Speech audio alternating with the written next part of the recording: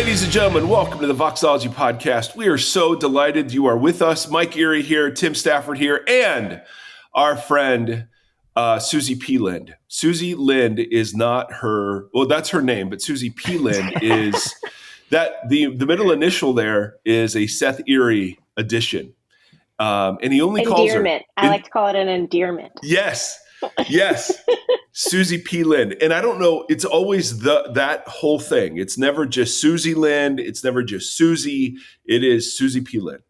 And really in one syllable, he just sort of makes that happen. And it's outstanding. But Susie, if you're new to the show, Susie Lind is somebody I met 3 years ago when I moved to Nashville, Tennessee and started working for this church. Susie is one of the elders and one of the pastors. She's the pastor over the staff.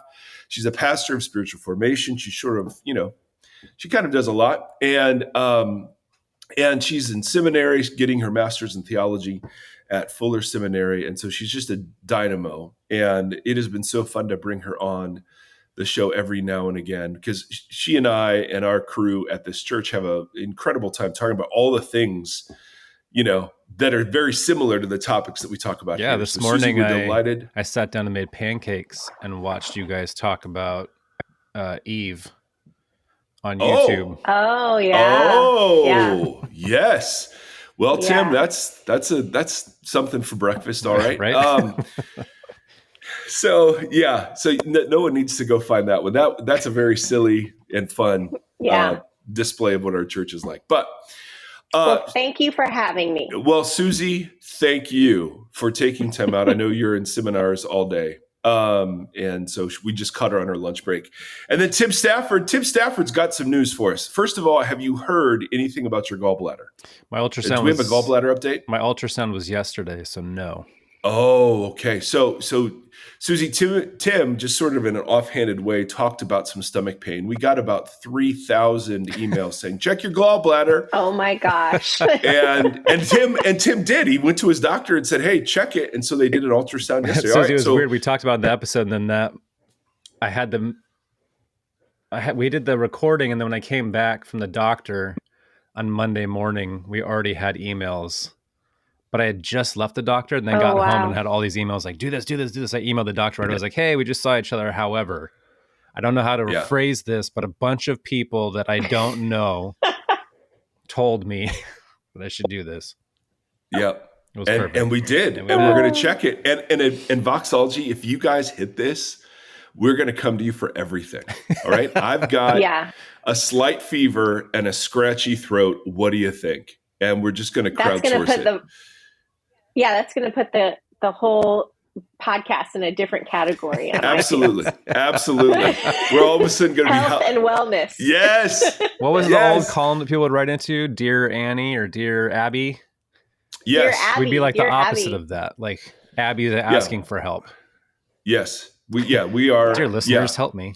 Dear, And you also just came back from a writing or what is a creative retreat? A creative retreat. Tell us about that. That was part of your therapy assignments, right? I've had that assignment for a long time, but haven't been able to find time.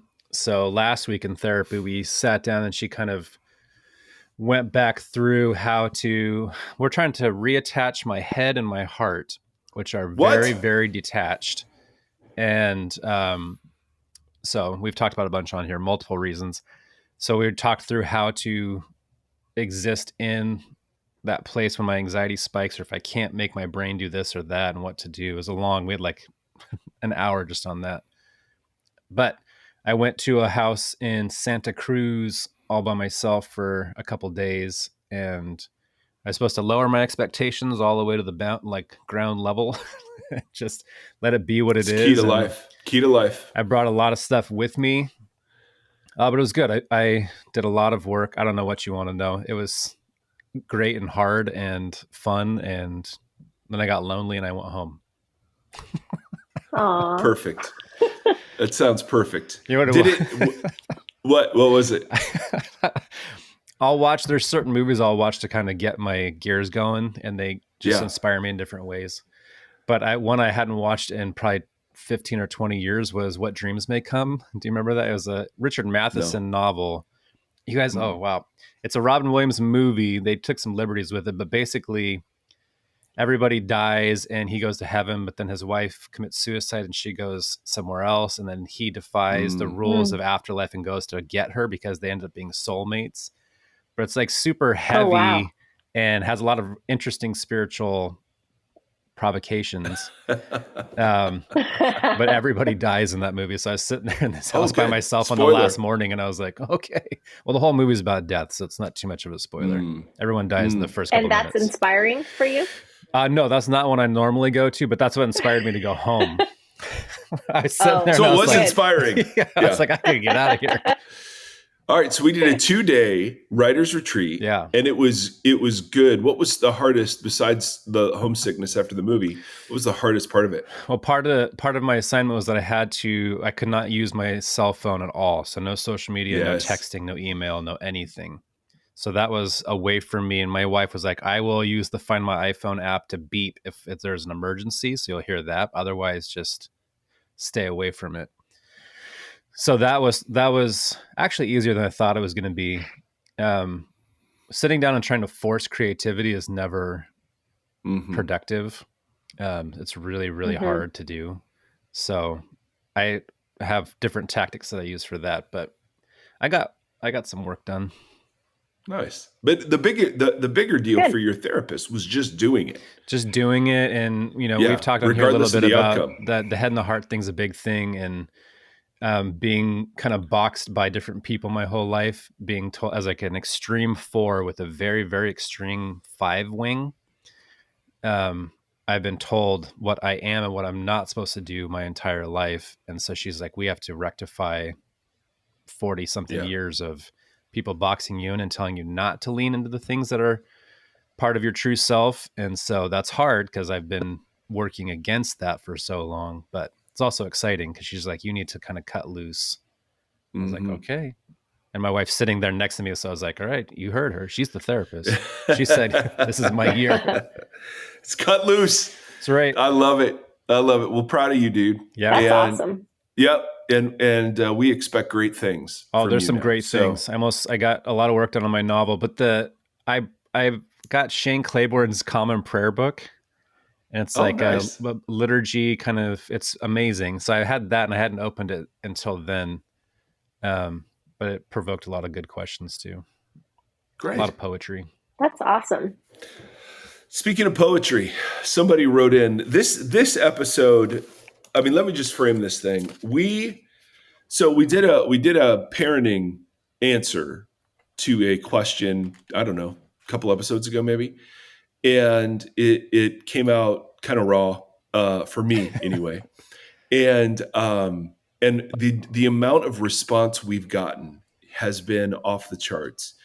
And then the kind of responses we've gotten. There are some folks who are just the emails that are outlining the fruit of that sort of bad approach and how harmful it's been and how disconnected people are from their kids.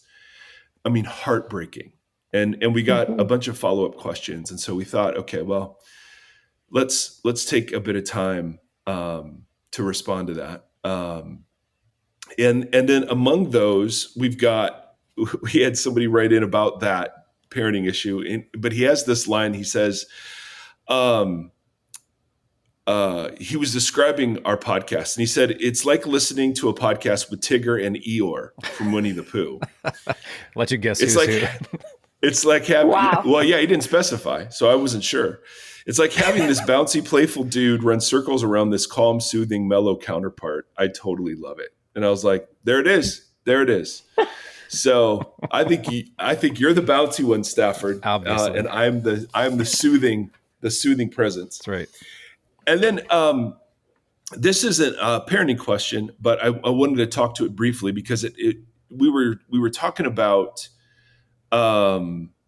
pastors kind of being unavailable to people. I don't know what episode it was. Strange Religion, I think we talked about it. With limited access was the Nije comment, and how that sort of looks, today. I love the podcast this week on Strange Religion. Mike, you mentioned that you were a pastor at a large church in SoCal and you had assistants that people had to go through in order to get to you. Our family attended the church you pastored in Mission Viejo. We were new to the church. We wanted to get to know you personally. I knew as a daughter of a pastor how lonely and isolating being a pastor can be. I remember inviting you and your family over for dinner. You told us to get a hold of your assistant. I knew that that was a nice way to say, not a chance. You made it clear through that reply that you were not available. My thought was you were not in a healthy place personally, and we kept coming to church, loved your biblical teaching. How have you personally changed? What did you learn from that time forward? And have you become more open? So I thought that was a great question. And before we dive into the parenting thing, just to acknowledge, so I wrote her back and I said, man, I'm sorry I bailed on dinner. I'm sure it would have been wonderful. One of the things that's changed is, and for those of you that don't know, I was immersed in Southern California megachurch land as a pastor, teaching pastor, senior pastor for about 20 years. And part of that whole package is a great deal of externally induced and self-induced anxiety and pressure. And I just didn't realize how bad it was when you're doing multiple services. And, you feel like in that model, you feel like the kind of sermon is the reason people show up. So it's got to be great and blah, blah, blah, blah, blah. And I'm a performer by nature. And so, but I'm also an introvert. I'm incredibly introverted. What it costs me on a weekend to do multiple services, I have to hide.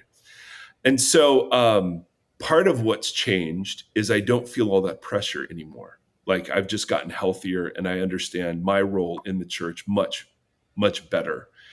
And the other thing is we don't have, in our little community, we don't have any gatekeepers. It's like, we don't have assistants. You just sort of show up and you can come say hi. And part of the reason I would also do that is I was so overwhelmed with the number of people who'd want to meet with me that I tried to see who were the ones that really wanted to by giving an extra couple of steps. In that scenario. So I would get invited to meals all the time and I just couldn't say yes to all of it. And so I would want to introduce a couple of steps to see who were the people that were really interested in this and who were the people that are just saying, yeah, it'd be great. When somebody says, hey, I'd love to pick your brain. I don't know what that means. And I'm not always sure that's a great use of time. And so, I never just say yes to that. Even today, I just want to say, well, what do you want to talk about? Or, I'd love to hear more about that or whatever. But what's changed, I've become somebody who is way more comfortable with my limits and way more direct in my speech. The second thing is our church, the way we do church is so much less pressure and focused on excellence. And so I have relational energy outside of service time. And then I think I've just gotten healthier, personally over the course of those years, and hallelujah. So I just want to acknowledge do you that. Do you think that being that way, being like aware of your limits more has made you actually more open to those? Yes. That you're around? Yep, absolutely. And realizing, like we talked about before, the opposite of shame is connection. And so when I lived in mega church pastor land, I was very disconnected from a group of people who weren't vocationally aligned with me. I just, especially if you're a senior kind of leader in a large organization, you just can't be friends with everybody. And so and again, these are all things that I learned in mega churchville that I've had to unlearn. Some of them were survival mechanisms for sure, but I think some of the things I just thought that's kind of the way it was. And that's just how you had to do it. When you're the centerpiece of a 2,000 person church, there's going to be extra pressure on that, which is an awful thing to even believe about yourself or the church. So it's so interesting though. I wonder if you would be here and if you would be as healthy as you are now if you had not gone through all that. Like the podcast has been, I think, helpful. It's been helpful for me. How about if I just say that? So on me, yeah. It's not, and I am assuming it's been helpful for some other people. And it's weird to think that it may not have existed because this, in some ways, was like like a healthy place for you to go to after all that. So it's, Totally. people always ask me questions about regret. I'm like, I don't have any regrets in my life. There's things I would have probably done differently had I had the Yeah. knowledge now that, if I had the knowledge then that I have now, but I don't regret, I'll just try to make better decisions in the future. Yeah. But I always think that's interesting, No, how much we can grow and learn from, or where it brings you, where the roads bring you is always interesting. absolutely. And there were parts of me that loved that. Like I said, my role in my family was performer, and that's where I'm most comfortable. So of course I would choose a profession and have God's stamp of approval on, when I'm performing well. And so, I was conspiring with all of that. But that model and mode of leadership, of church, of sermon focus, that whole thing is, I think, really unhealthy and not great for anybody involved in it. And so it doesn't mean you can't be well known or well respected, but there are dynamics that creates that you have to purposefully resist and counter. Yeah. And I wasn't aware of how corrosive, at least for someone with my personality, all of that can be. So Susie's been a great partner in, because John Mark Comer, who we had on a month ago or two, he had this great line. He said, "You have to go back to what wounded you, but you have to do it differently with new people." And so I'd always thought, I'm done pastoring. I'm done. I'm done with this whole thing. But I was open to, because of what he was saying, I was open to going back. And then you come across a whole crew of people who've lived in megachurch land and have all committed together that we're not going to prioritize that way. We're not going to prioritize those values. It's just been great. So anyway, I just thought it was a great question. And I was like, yeah, I think that's worthy of talking about, because I do have some regrets. I want to be more like you in that. Timothy. Me too. I really wish I would have done some things differently and have been healthier. Yeah.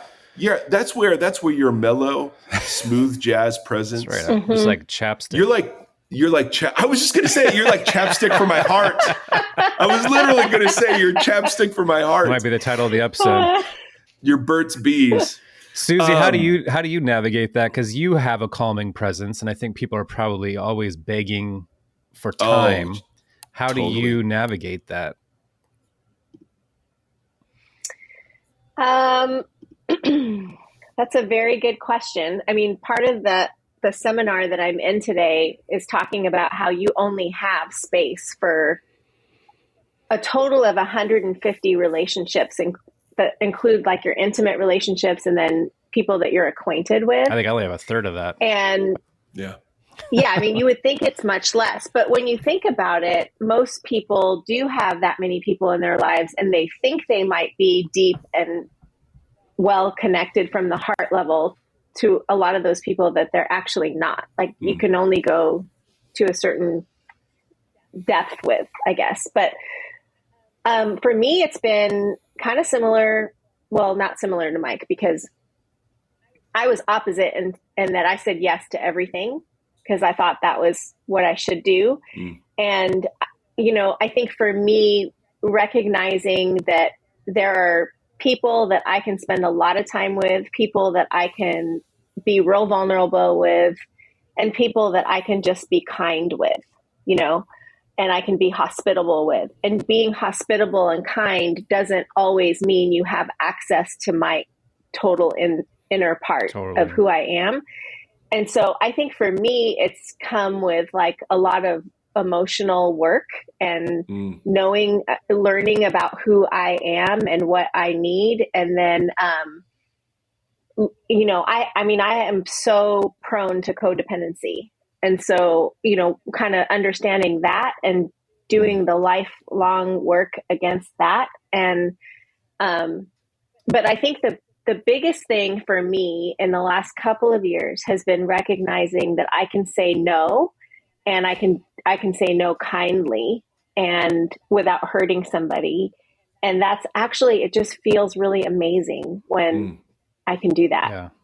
And it's kind to that person because I'm not setting them up for disappointment. Right. You don't feel guilty about. So that's good. You don't feel the guilt of like being able to say, I don't have, or whatever, like that goes along with that kind of Yeah. kind note. Yeah, I think that's always like the extra thing that hangs on the back of it is the guilt, the shame, that, which is also stuff I'm working on in therapy. False guilt and shame.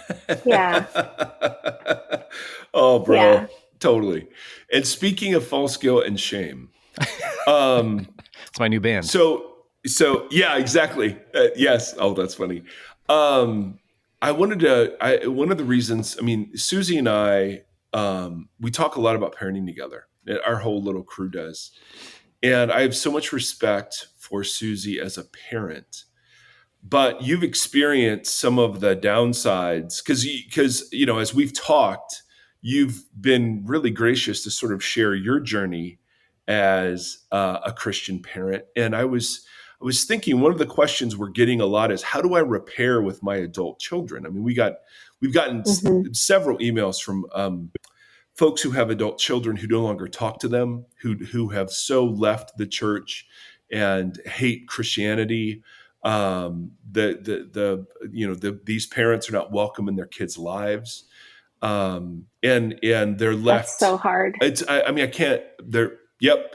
How do you repair that? So I was wondering if you'd share just a little bit of your, however much or little you want to, a little bit of your story. You have 4 boys, and Mm-hmm. we've got one in middle school and one who's out of college, and 2 in at college. I mean, it's a broad spectrum, Yeah. and you've learned and grown a lot yourself. And so, if you wouldn't mind, I'd love to hear a bit of your Yeah. story with the end Yeah. goal Well, of how do you repair.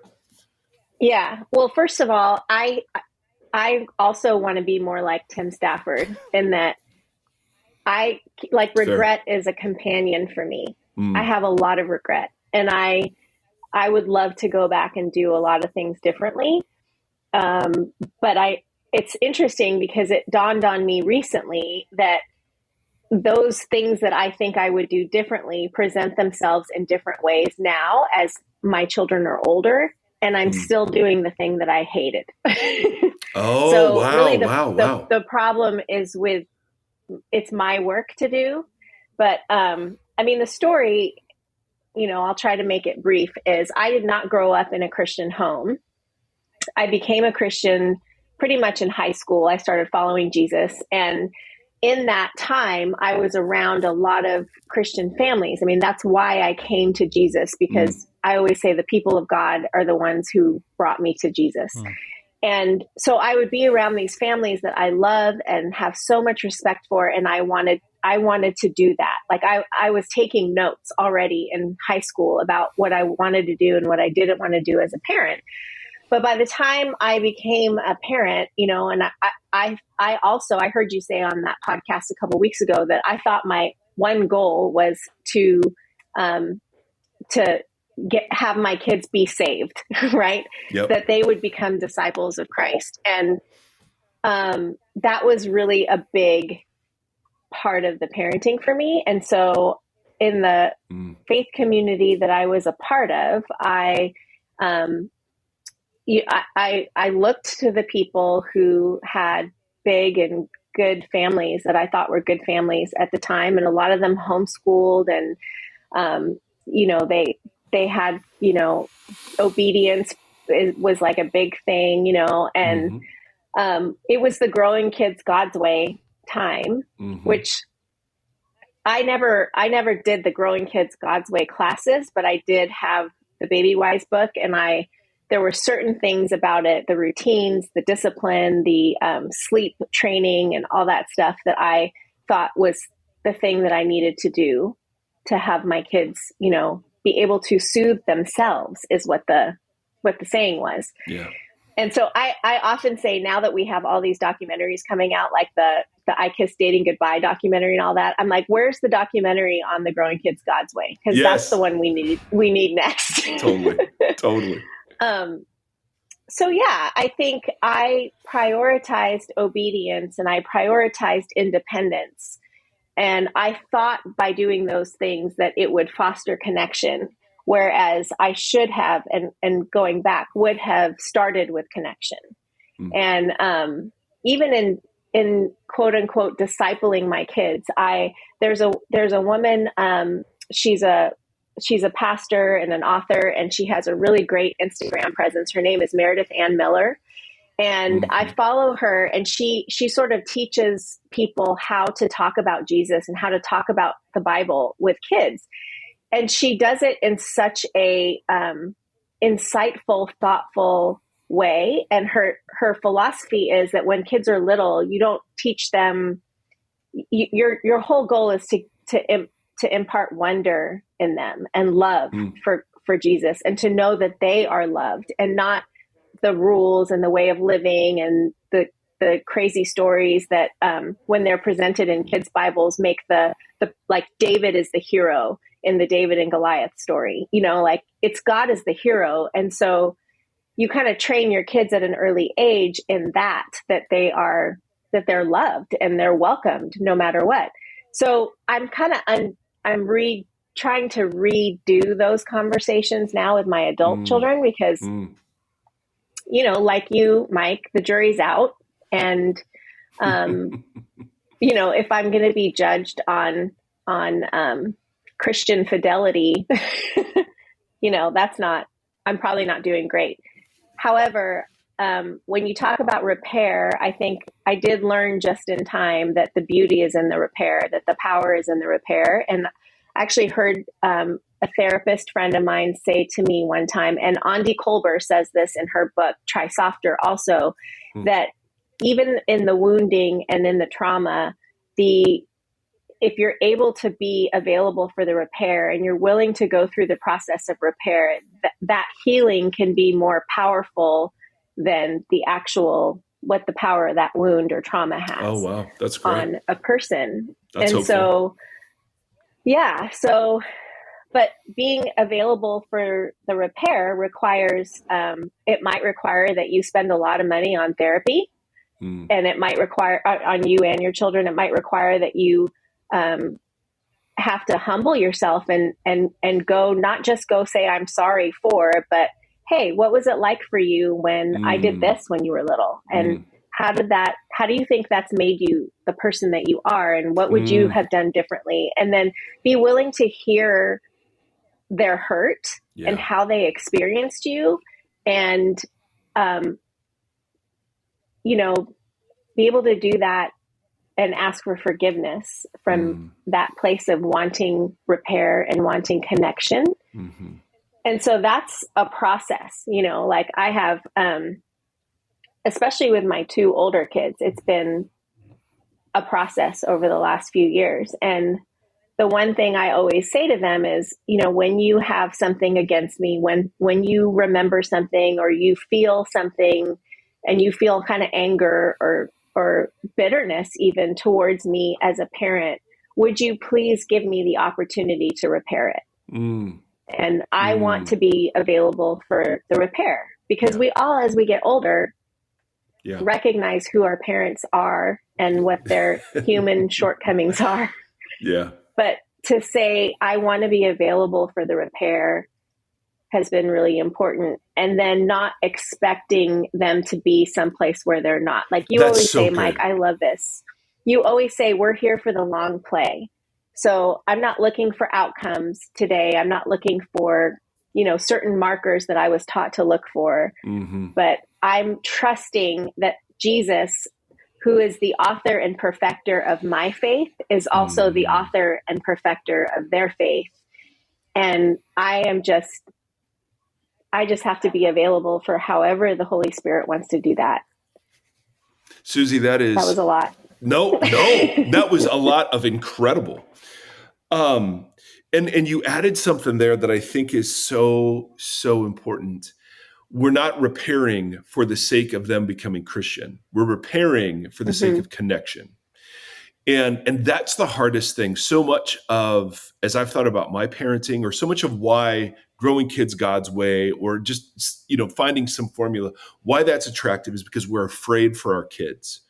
We've been told that if they don't believe in Jesus, they burn in hell and are separated from him forever. And so can you imagine a more harmful scenario than you as a Christ follower seeing your kids burn in hell forever? And so the pressure is immense to make them pray the prayer, get baptized, act Christianly, even if they don't love Jesus. Mm-hmm. They just know pretending gets rewarded from you. And so to not focus on that outcome, but instead just simply allow them to connect with your authentic self, with their authentic self. And as part of your authentic self, you love Jesus, and they can see that. But you're connecting with them regardless of whether or not they're coming to those same conclusions. Man, I think that is so powerful. So it's not outcome-based apology. It's just the simple human connection of, man, I was learning and growing too, and I'm so sorry. I've often asked my kids. Yep, go ahead. No, go ahead. No, you. Well, it's just naming those things, Yeah. I mean, like when my kids were little, I was going through all that. I was dealing with my own trauma that I've experienced with my parents, and I was dealing with my own stuff, my own anger, my own, so I was a very angry mom when they were little, and I yelled a lot. And it was because I had all this wounding in me that I hadn't properly dealt with. And so being able to say that to them and name that and even say, like, I had no idea what I was doing with you, my firstborn son. Like, I thought I knew, but I really didn't know. And, he calls himself the sacrifice sometimes because he's the first, and I learned so much by parenting him. But really, like, I can name all the ways I've wounded all of my kids.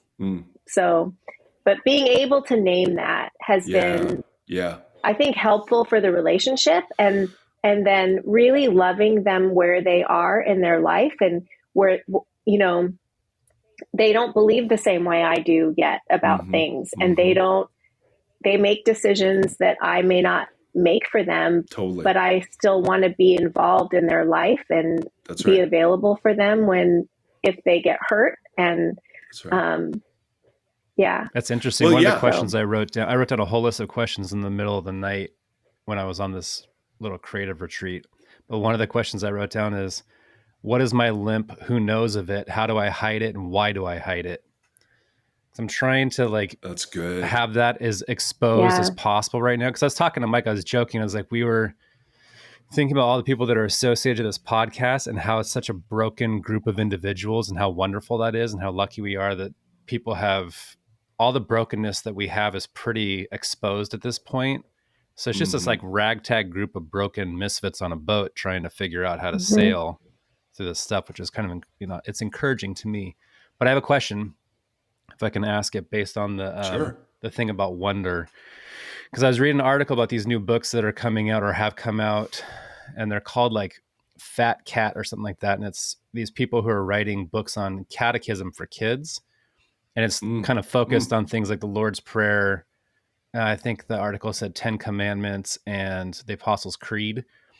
And they're just like, it's so important that kids know this stuff and and it's this whole long thing. But I was like, is it at that point? Like, because what you just said about wonder, I think is kind of more where I'm at, where it's like, I want their curiosity and that kind of stuff to just be like ignited and to feel that wonder. Whereas, we grew up in the time period of so much felt bored, memorized the things that I didn't have that wonder, or I had the wonder, but sometimes it felt wrong or it felt misplaced. And I still have that hot cold. That's one of the things in therapy that she keeps getting at is like, she's like, good Lord, you have so much trauma from the evangelical culture. It's unreal. And she's like, this is just so much to sort through. And so my kids are much younger than your guys' kids, but they have not been I could probably count how many times they've been in church in their lives so far. It's a low number. Yeah, we'll just call that fail. That's a failure. I got an F so far. I'm looking to bring that curve up a little bit. But it's not fat cat. It's skinny cat for you. Or it's just like dead cat. There's a hot coal in the back of me that still kind of burns with like being worried about, subconsciously worried, like I'm damning my children to hell. They're blah, blah, blah, blah. Sure. Blah. Whereas most of my intellect doesn't think that way anymore. There's still that hot coal in the background that burns. Dude. So what do you guys think about that idea? Like this, movement that because I do agree that we don't treat kids with the amount of wisdom and intellect that they do have. Like we kind of dumb things down for them sometimes in ways that they don't need. I think a lot of times kids are much smarter and intuitive than we give them credit for. Amen. And my two kids, as we talked about, are so dramatically different from each other that one approach wouldn't work. It would be foolish to try to approach them both the same way. But this idea of the kids need to know certain things or inviting them into wonder, like, what do you guys think about that? Go ahead, Suze, if you got thoughts. Well, I think, there's a way to teach some of that stuff with wonder. Right. It's how you teach it good. And how you go about it. I mean, like when we think about, like we recite the Shema a lot because of Seth Erre. But when you go back to Deuteronomy and you read where that lands in Deuteronomy, it's, as you're walking, as you're talking, posted on the doorway of your house. Right. Like it's as you're doing life, you're sharing these things that are true, that we find in scripture. So, I actually had this conversation with our kids pastor the other day because we were talking about the whole idea of scripture memorization. And I actually love scripture memorization as long as the kid, it's age appropriate and they understand what it is that they're memorizing and what that means in the story of God. And I'm not against any of that stuff. I think it's good to teach some of that stuff, but it's how you teach it and when you teach it. And, like I was told, when I spank that I should share these scriptures and that's abusive. Wow. I didn't do that, thank God. Yeah, I didn't do that. But I know so many people who feel like they were beat over the head with the Bible. Yeah. And that's not that. I mean, God gave us his word for life, and that's not life-giving. And Tim, I think you're right. Like I've always thought like that scripture to train up a child in the way that they should go. It's in the way that they should go. Like what one kid needs is different than the other kid. I mean, I have one kid that talks and tells me everything, and I have three that keep everything inside. And I have, one that is his love language is quality time, and the other one it's words of affirmation. And so I have to find the way to each of their hearts through connection. And they know what I believe and they know what I think about all the things. I don't need to tell them all the time, especially as they're older. I mean, I don't know. I know things are different when they're younger, but I do think that you can teach those things in an age appropriate way that does make it wonderful, Yeah, totally. I think I want to jump on that, Susie, because and you can also teach those things in a way that squelches wonder, right? And squelches curiosity. And we almost have, or at least I've seen, we sort of think these texts have magical properties. So if we just bring the 10 Commandments in schools, they magically do something, even if they're ripped out of context. I had a friend who would just read the Bible over his infants and be like, I don't know what this does, but it'll do something. and maybe it does. I mean, I'm not opposed to, being open to that. But I just think, catechizing our kids towards knowledge is very, very different than catechizing our kids towards connection with God. And so back to what Susie's saying, it's like adult discipleship too. It's the same thing we do with adults. If they just learn the right information, then that's what it is to be Christian. And you realize, boy, that's the very tip of the iceberg. And so if our goal of catechism is somebody who prays a secret prayer in their secret heart and, then divorces their real life from the rest of that prayer, man, I couldn't be more opposed. I think we're doing harm by teaching kids that way. If by catechism you mean the way real humans get formed into people of character, then I'm in. And that includes the emotional, physical, mental, spiritual part of that, then yeah, I could see huge help for this stuff. But as Susie was saying, how it's done matters more than what it is almost. And so I think that I'm all for forming our kids. That is a responsibility, absolutely, that we see throughout the text, but we also just instinctively know as humans. But the way the Bible gets used in the formation of our kids is what's so harmful. That's where I think we really do some damage, and it's because we've been malformed by how we see the Bible. If it's just we don't want wisdom, we want clarity. And because and clarity alleviates fear, because we all have that burning coal in the back of our neck saying, man, we could really screw our kids up here. And so, I want to deal with the fear that sits behind a lot of our parenting because that's what God's had to do with me. I mean, it is the long game. I mean, if they're alive for 60, 70, 80 years, then my being connected to them over the course of that trajectory is more important than how well they're behaving at this moment. You know what I mean? Yeah. So, well, and there's a reason why a lot of young adults at this point want nothing to do with the church and want nothing to do with Christianity because of all the Christians behaving badly that they've witnessed in the last few years. I mean, my kids have experienced church trauma already twice. And not to mention all the things that they see out there in the world with,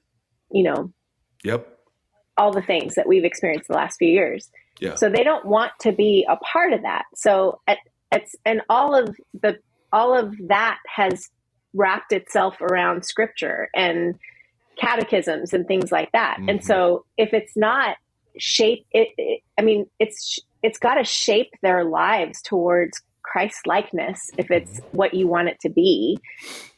And what does that look like? Exactly. It's just, that's the big question. It's not a formula.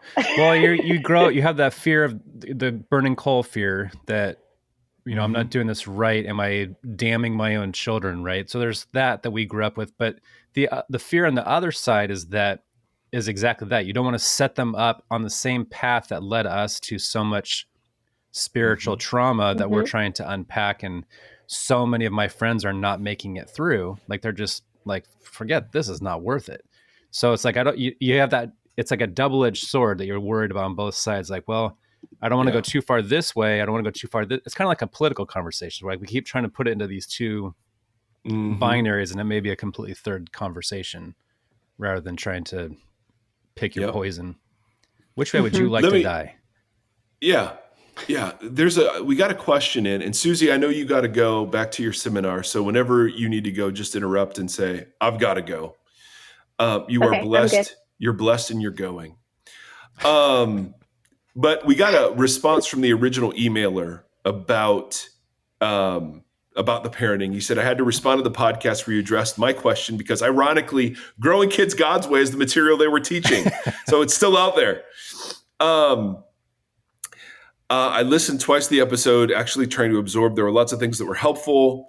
But in the end of it, I did feel myself floundering a bit, mostly just because it felt like the way I was parented was broken down and I'm not sure how to build it up. Or excuse me, mostly just because the way I parent was broken down and I'm not sure how to build it up. I know as a dad, I am so selfish and very easily concerned with what my kids' actions say about me.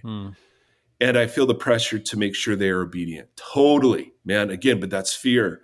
I'm also a bit of a perfectionist. How do I practice selflessness and humility with my kids while also being authoritative? Ooh, what a great question. Yeah, and he said, for context, juicy. That's juicy. And for context, my kids are all quite young. We have 3 kids, all 4 and under, and a baby due in September. So, bro, you are in the catastrophe phase of parenting. Yeah. He said, survival mode. Yeah, seriously. He said, am I at a stage where coercive control, I think is how you put it, is still necessary? Appreciate your attitude, guys. I'm the kind of person who wants the answers handed to them. And so the fact that you don't or won't give them is actually really helpful. Well, or don't or won't have and it them. may be because we don't have them. Yeah, exactly. Yeah. And it's the quest for the formula. I think that's, at the heart of this too. But how do we, I want to start to answer that question, and then Susie and Tim, I want you to react to what I'm saying and see if you agree or disagree. How do I be selfless and humble while still being authoritative? Because I think there is something in the Bible to the idea that we are all under authority and have to learn how to live under authority. We're not just our own. Contrary to American individualism, we belong to each other. And so the first and most important place you learn that dynamic is in the family. Now, we often use shame to teach that, right? I mean, what are you doing? Like, my kids would never do that. Like, who are you? Like, I mean, like that sort of shaming to keep kids in line. Yeah. But when I think about authority, so I only, as an American evangelical, I only hear authority in terms of power. And so authority means I have power to make you do what you want. But when you look at the authority that Jesus exercised, he did have coercive authority, but he only exercised it over the demonic, interestingly enough. And turning over tables doesn't count. He was making a symbolic, he was enacting a parable. He harmed nobody or nothing in that. So, okay, if you want to throw a symbolic tantrum in your household, you can, and call that Jesus following. That's fine. That's, but that's, you run the risk of just it being a tantrum and not symbolic at all. But I realized as I've grown older, there are different kinds of authority. One obviously is coercive. I can exercise coercive power. And so I can be an authority physically imposing over somebody else. But there's also like the manipulation. Have you been around somebody who's very manipulative? That's a form of power that people have. Mm-hmm. I can bribe you, reward you, threaten you. We often use this in conflict styles. But they're also there's the power of example. When I'm around a healthy family, I automatically want to emulate the dynamics that I'm seeing. Or if I'm around somebody who really knows nutrition, well, that's a slightly different one. So the power of example would be like a healthy family, or like somebody who goes to CrossFit and is like super cut. And I'm like, ooh, they're not pushing anything. They're just like they're pushing weights. They are pushing weights. Exactly. But they have something I would want. It's simply the power of example. But there's also the power of wisdom and expertise. Like when something's wrong with my car, I give authority to the person that says they can fix it. Not because they have coercive power over me or they're Machiavellian, although they could be, but rather because they have expertise that I would value that I don't myself have. And I think there are other examples, but the point is, how did Jesus exercise authority? And what percentage of it was coercive, tiny, versus how much of it was, authority through example, authority through influence, authority through knowledge, authority through his manner of life beyond just the physical example, but the fact that his teaching and life were so aligned with each other. And so to answer the emailer, I think there are ways to demonstrate authority that don't have to be coercive for you to still be authoritative. Would you guys agree with that? Mm-hmm. Totally. Yeah. I mean, I think about when my kids were really little, and the line that was fed to me that if they don't recognize your authority, they won't recognize the authority of God. Or if you have to teach them to obey so that they will obey God. And that's not the image of God that I want them to have. I mean, right. A little bit, but that's not the complete image of God, right? Yeah. Yep. Yeah. I mean, yeah. But that's the gospel of sin management that we all got. That what God's goal for us is, and this is where we have a version of the gospel that makes this kind of parenting easy. The version of the gospel is that, well, how does God treat us? Well, he treats us as sinners in need of correction. Right. And the goal of Jesus following is to get us to heaven, number one, and then to stop sinning, number two. So if you believe that's how God treats us, it's very easy to then turn that into parenting and say, well, then the goal of them is to get them to believe this thing in their heart and to stop sinning. So we're into sin management is as adult disciples, but also as parents leading children in that same gospel. So as we've been exploring over and over about the full humanness that Jesus wants to restore, what does that look like then in parenting styles? Well, that's interesting. The idea that you just said of like the belief in the heart, like if that's the we're shaming or we're whatever to get to that point of this Mhm. belief in the heart. But it's like belief isn't even the right word in that case, because then it's like it's what that they submit, Mhm. right? They're not choosing. Well, they learn to separate. They learn to separate their interior life from their exterior life. Yeah. Right. So it's just moralism. Well, I wonder if I it's know authority through, you did a whole behavior list. modification. Yeah. You did a whole list of authority through this. And I wonder if one of them is, because I was thinking about that. This is one of the questions I wrote in the middle of the night too, was of talking about nice. how much of that authority was invitation, and how that invitation evolved, because it was different in all these really different situations with different people. Like, so that's right. For me, that's right. Parenting has been turning into like, and this is so cliched, but patience has become the number one key focus. If I can keep myself calm and patient, I can navigate almost anything with my kids. But it's when I give up, I go immediately into the angry authoritative thing that does nothing but cause my children to recede, and that both of them recede differently. But what drives you to that?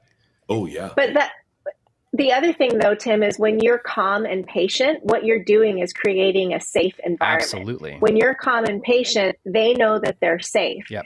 And if a child knows that they're loved and that they're safe, they will listen to you. Yeah. Which is really hard when you are a high anxiety person. Like this was this morning today. My older kid out of the house before he needed to be, got himself up, did everything, just easy peasy. The other one, we had a back and forth today.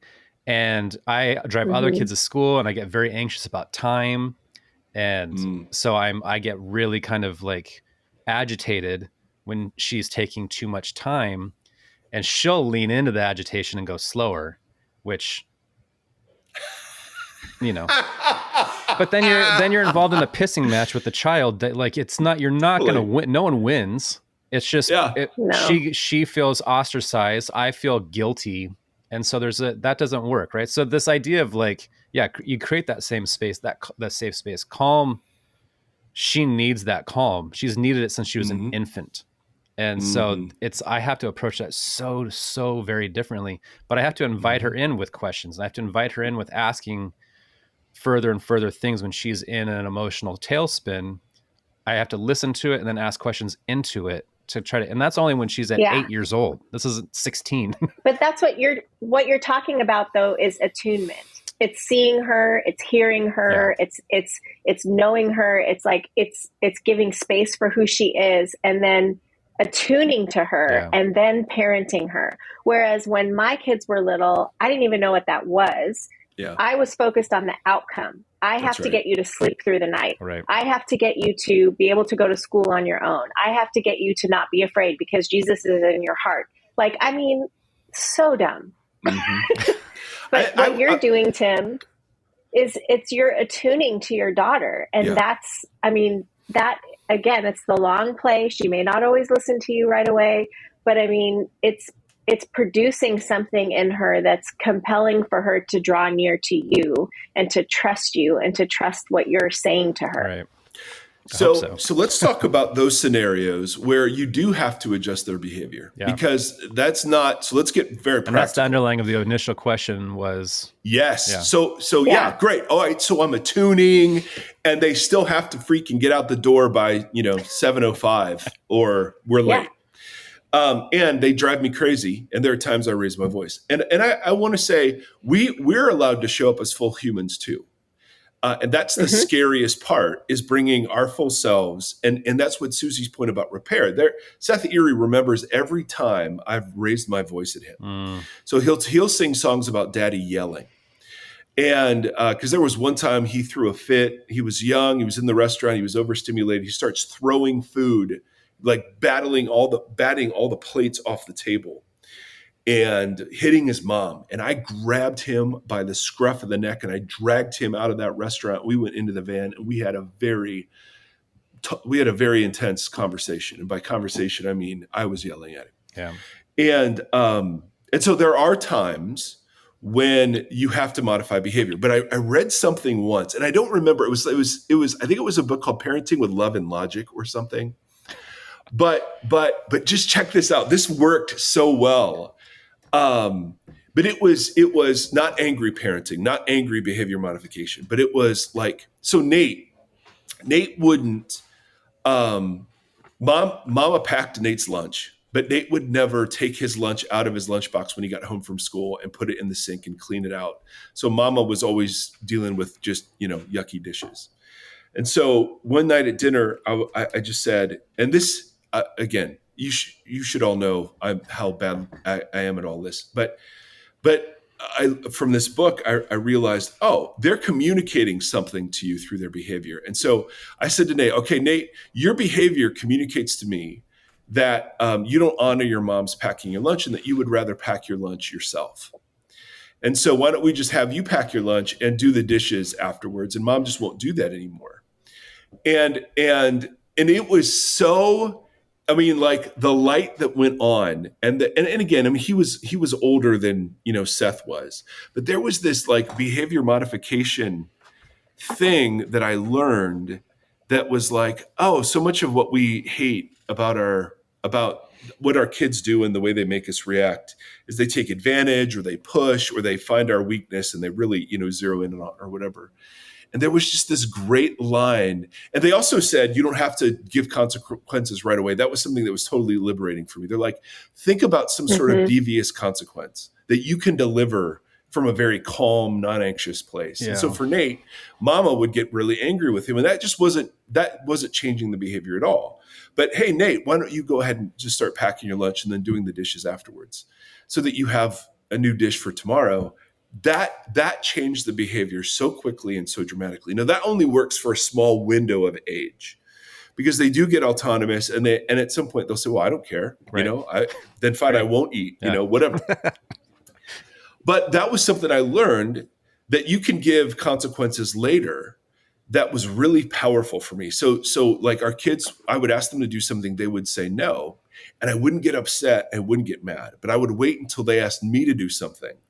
And I would say, man, that's so great. I love that we have in our relationship the permission to say no to each other. So I'm going to say no. And it was money. It was so great for a season of their childhood and my parenthood. Like there was just this like give and take that was really great. That didn't come from authority, but it did. And it won't work with every kid, but it did modify behavior. I wanted to give a specific example for the sake of this. Well, I think that's really interesting because the idea of, so you're saying show up with your full self, and even the idea of being authoritative, we have such a specific understanding of what authority means. And it is kind of a power over structure. We do see authority as that's right. a fist. It's strong and it's whatever. Can we redefine authority so that what I'm doing that's authoritative sometimes is calm and just things that we don't normally associate with that. Or I think about Jesus. How was Jesus authoritative all the way through though? Even at the end, how did he exert authority in the end? And it's like, that's not necessarily how we interact with other people or how we show up fully. Totally. Right. Let me say one more thing about your scenario. And I don't know, this is something I would try. And again, I hate giving any of this from like, but I was thinking about it like, so here's your daughter and she deliberately slows down whenever you're on her. And so I would say, hey daughter, man, I love you and I think you're great. And I love, getting ready in the morning and your behavior is telling me you need more time. So why don't we get up half an hour earlier so that you can make sure you have time to be ready? Now, I don't know if that would work or not, but But what that would do for me is get me out of the angry stage. Oh, for sure. Because my goal is to survive the angry stage and to not parent from that place in the angry stage. Yeah, yes, totally. And so if you've done that, then great. I'm not saying that would work. I'm just saying that mode of parenting snaps me out of reacting. I think that's it. I think it's not, there is no answer. So that worked for a little bit until the problem changed. And then, but then you still have to operate from that place of like, if that makes sense, like to try to reconstruct the scenario so that it's not just a tit for tat, but let's look at this three-dimensionally and see the other ways through it and invite her into that has been helpful. Susie, thoughts? I can And see see, it. what I was taught when I was a young mom was that you needed to have immediate Mm-hmm. obedience. That's right. And so that didn't give me the chance to cool my head Right. and to check in with myself and to be able to practice some patience and to step away and see, okay, how can I make this more compelling? How can I, what's the best way to teach my child what they need to know in this scenario? Yeah. So I think Yeah. that right there is money. I mean, when people ask me like, what's your, like someone's pregnant for the first time or whatever, and they're like, what's your number one parenting advice? And it's always work on yourself. Oh, Go work on yourself. yeah. Forever. Because if you go work on yourself, then if you're attuned to yourself, then you can attune to your child. Yeah. And, I don't know, every kid is different. And you do have life-threatening situations that you have to snap them out of sometimes. And you do have, ongoing behaviors that you have to help them change. But every kid is different. And even if I tell you how to do that right now, it may not work for your child, or it may work for one child, but not the other. Right. Yeah. But the bottom line is, you know your child better than anybody else. And if you take the time to calm down and check in with yourself and really like ask the Holy Spirit to show you, or just ask the child what they need, and I think that it's not a surefire win every time, but I think it will help a lot. It will help a lot. Because a lot of times kids are acting out because they're just on sensory overload. Absolutely. And they just want a hug. Yep. Or like your kid is stalling going to school because they don't want to go to school. Mm-hmm. Well, why don't they want to go to school? Is it because something bad is happening at school, or is it because they just miss you? And if they miss you, then they just need some extra reassurance that morning. Oh. And again, like I'm saying all this stuff that I didn't do. Yes. Yeah, but that's it, right? I mean, it does change and it does shift, and kids and things happen, and then you have to switch gears. Even so, and some of it is really counterintuitive, which I think is hard for us, especially if we're not willing to grow or learn. But like one of the things we've been doing lately, this is so dumb, but my wife is always doing this research on how to meet our daughter's needs the best way. And it's just like, she's constantly saying these things that are mind blowing. But one of them is like, at the end of the night now, we turn on this YouTube video and it's of the Toy Story characters. And you're just doing these dances with them. And then when Andy, the boy, walks in the room, they all drop and you have to drop on the ground. But what it does is it seems counterintuitive because she's getting riled up right before bed. And I'm like, so my brain tells me, no, this is not helping her go to sleep. Science says otherwise. She's getting all that energy out and she's going to bed much easier. And so it's this dumb little practice that my wife found by looking at the best ways to serve our daughter. And it was not something I ever would have thought of. And it's an easy 5-minute thing to do with her before bed. The whole family does now. We're all dancing like idiots around the house and falling down. I want video. Pics or it didn't happen. Awesome. All right, I want to wrap this up with 2 final thoughts. One thought is, for those of you who've made it this far who are not parents, the key takeaway isn't about how great a parent or bad a parent you're going to be. The key takeaway is, how is it that God loves you into your future? If you can internalize that now, then it's a much easier translation into how you love your kids into their future. And so not only work on yourself, I mean, yes, for all the therapy and spiritual direction and all that, but there is another sense of the work that we're doing to really see what the character of God is like in Jesus. That's worthy work. And inhabiting a reality where there is no condemnation, I mean, that's a big deal. The other thing, there's this great parable that no one ever talks about from Jesus, where he says, a master says to 2 servants, go and do this. One servant says no, and then he goes and does it. And another servant says yes, but then he doesn't do it. And then Jesus just simply says, which one did the will of the master? And so that to me speaks against the instant compliance that is the bedrock of that parenting style. And I mean, so much of Jesus's parables are about patience. A farmer scatters seed and then he goes to bed and it grows. I mean, and if we, the part I really want to deal with is the fear that sits behind all of our parenting. And if we can somehow get to a place where we're not parenting out of that, I think there's a lot of good that can be done, regardless of the style that you choose then about how you parent your kids. So How you exist with your Susie, kids, your neighbors, your enemies. the whole thing. Yeah. The whole thing. If a community of love is at the center of the universe, and that community of love tells the truth and wants maturity and Christ-likeness in the universe, and wants it so much that it refuses to use coercive power to achieve it, then we're off the hook. Then we're free to use that same kind of love in all of our significant relationships, trusting, man, God loves my kids. And I know this is all theory, but whatever. Susie, last thought. Tim, last thought. I totally agree with everything that you said.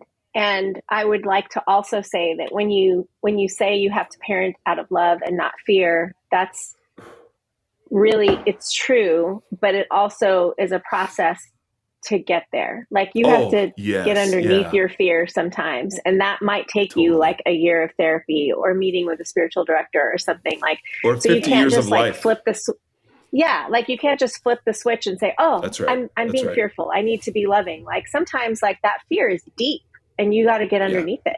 So yeah, that's good. I just want to say that. Yeah. Thank you. No, thank you for adding that. I think that's really important. Tim, Stafford. I have about 2 hours of last thoughts. thoughts. To go. Okay. We love you, Susie. Thank you. Go. Okay. Love you too. Bye. Thanks for your time today. See ya. You have about 2 hours of thoughts. Shocker. Shocker Con. I would just tell people to have some grace for themselves. I think what Susie just articulated when she was talking about her regret, in a lot of ways, was having grace for herself to repair some of those bridges. And I think that's phenomenal. I think that's like the best human work you can do is to say, I may have missed the mark here, but I'm going to rectify, or I'm going to change course, or I'm going to whatever, however you want to. That's it. The humility of repair. Yeah. I think that's huge for everybody. Amen. All right. We're going to start a new series next episode, To Be Human. And we're going to look at like the human from Genesis 1 and 2 and all throughout the Bible, blah, blah, blah, blah, blah. It'll be great. Barbarian. Blah, blah. Yeah, bar. Anyway, I'm excited. My kids don't listen to this.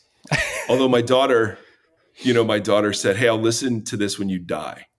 So it'll be, hopefully it'll be, 1,000 episodes at that point or whatever. But I hope someday when they do hear this, only 1,000. We're already halfway there. We're halfway. Well, it's 9 years. Hopefully I got 9 more years in me. I hope so. That'd be nice. Yeah. That'd be funny. Yeah. All of a sudden our podcast topics would just be, okay, so how's your prostate? Still there. Yeah, I'm peeing 8 times a night. How do you handle your ear hair? I don't know. It's just, Anyway, we love you all. Thanks. All right, I gotta pee. All right, see ya. I love you. Bye. Bye. Thank you for listening to this conversation. The Voxology Podcast is a 501c3 nonprofit organization that is made possible by listeners just like you. If you'd like to partner with us, you can do so at patreon.com/Voxology Podcast or on Tithely, tithe.ly, search Voxology Podcast. You can interact with the hosts on Facebook /Voxology Podcast or on Instagram at Voxology Podcast and on Twitter or X, whatever it is, at Mike Erre. Thank you for walking this long road with us.